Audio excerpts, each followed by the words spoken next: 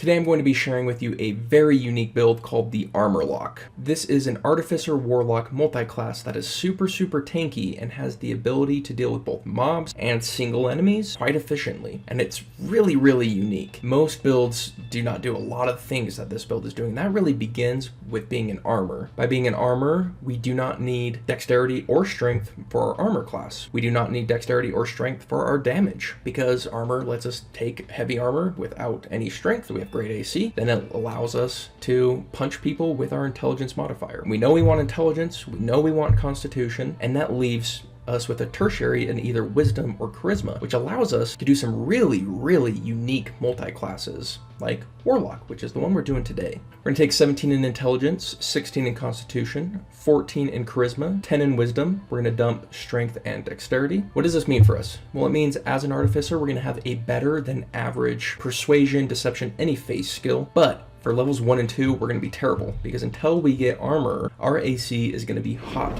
garbage.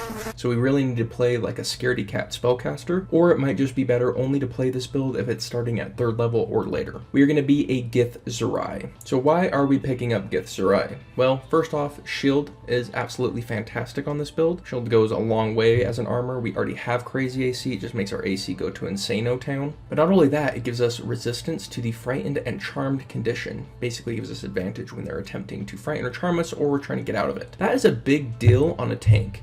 A huge deal. As someone who's played like a lot of Barbarian, I will tell you the thing that is worse than anything is having a low wisdom and getting charmed or frightened. It just makes you worthless. This is going to be playing similarly to a tank and it has a similarly low wisdom score, and so having that resistance is really covering a major weakness of ours. At level 1, we're going to pick up light, we're going to pick up firebolt because we do need a ranged spell attack, and we're going to pick up fairy fire as our fight winning spell, and we're going to pick up absorb elements just to have forever because we are going to be terrible at our dexterity saves and this really helps us out with those. At level 2, we're going to get our infused items. We're going to take enhanced defense and offense, and we might want to give these to our allies because we do suck at this point. We suck quite a lot. So maybe enhancing our own defense, but probably just giving them out to our allies and us hiding until we get to level 3. Once we hit to level 3, now we get our heavy armor. Now we can actually do our job. We can go in there and punch using our intelligence. So this is when we kind of initially come online, but not full build come online. At this point, we are really just finding the biggest baddie and hitting them so that they have a hard time hitting our allies. We're using our bonus action to gain temporary HP because they're going to be incentivized to hit us. And now we're just kind of a support marshal. We can still cast fairy fire, we can still do other things, but now we're more focused on being a frontliner. At level 4, we take our first level in Warlock. The spell I'm going to pick up here is Hellish Rebuke. Again, they're incentivized to attack us, and we have these spell slots that we can use, so let's use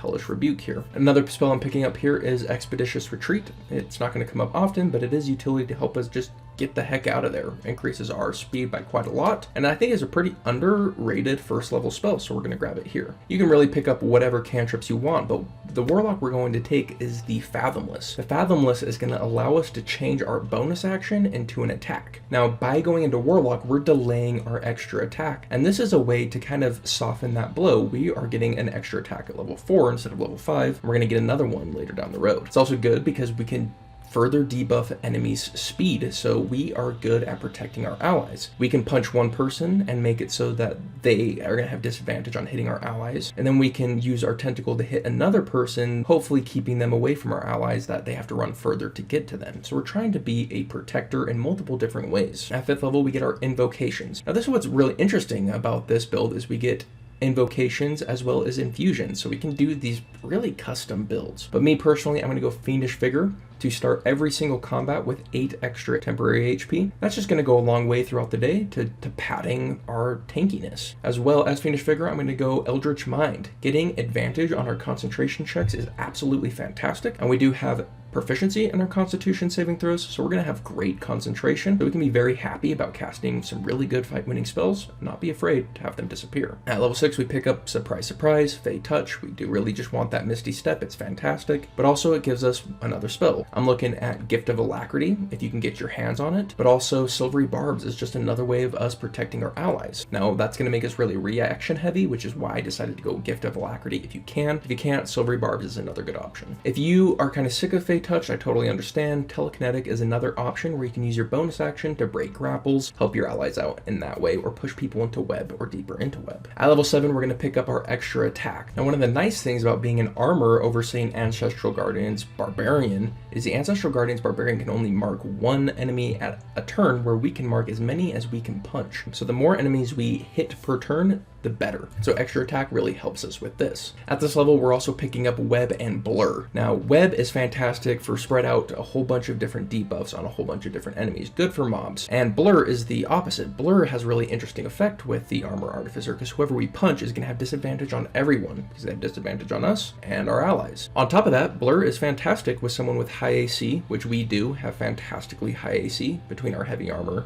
shield, and our +1 enhanced defense, with shield to back it up as well. So blur is actually very fantastic on us. And then we have the concentration power. We're fantastic at concentration. So blur is really good for us, but it's going to be better if it's kind of a singular big enemy as opposed to multiple little enemies. Web is going to be better in that case. I'm also going to be picking up Vortex Warp. Vortex Warp is fantastic on this build because we are kind of that support tank. And so we can pull our allies from bad positions or pull our enemies into bad positions. Fantastic spell, and this is really a build that can make the most out of it. Now I'm focusing more on our second level spells as an artificer because we are a warlock as well, and we're going to get multiple first level spells that can recharge. So we're going to have no shortage of first level spell slots. So I'm focusing our artificer spells more heavily on our second level spells. At level 8, I'm going to pick up the repulsion shield and the pipes of haunting. The pipes of haunting are another great asset against multiple enemies, which is our weakness. We can tank against one dude just by punching them. But when we face a mob, we're really relying on web. Now we can use web in conjunction with Pipes of Haunting, as Pipes of Haunting does not take our concentration. So we can control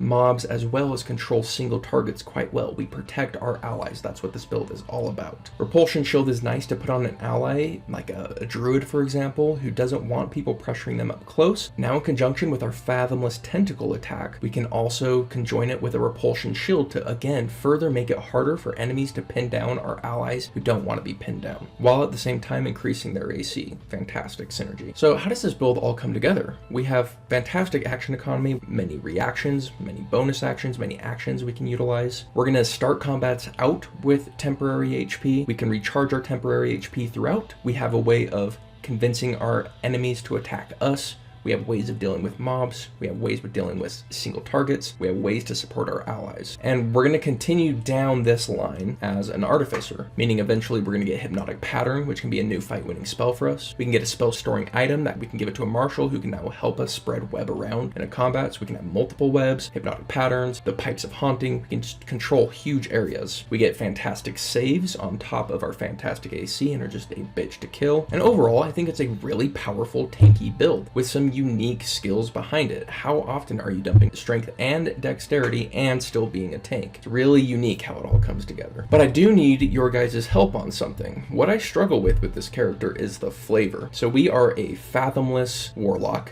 we are an Armorer, and we're a githzerai. Those are really weird to mix together. My thinking is that the patron that we have is the one that gave us our armor, and have it be like this nautical themed armor, that because we can breathe underwater and swim and stuff in heavy armor. So there's kind of like this cool nautical thing we could go for there. Mixing that with githzerai, I have no idea, so I'm leaving it to you guys. Hit me with your flavor down below. Let me know what you thought about this build. But other than that, I hope you have yourselves a lovely day, and I'll see you on the next one.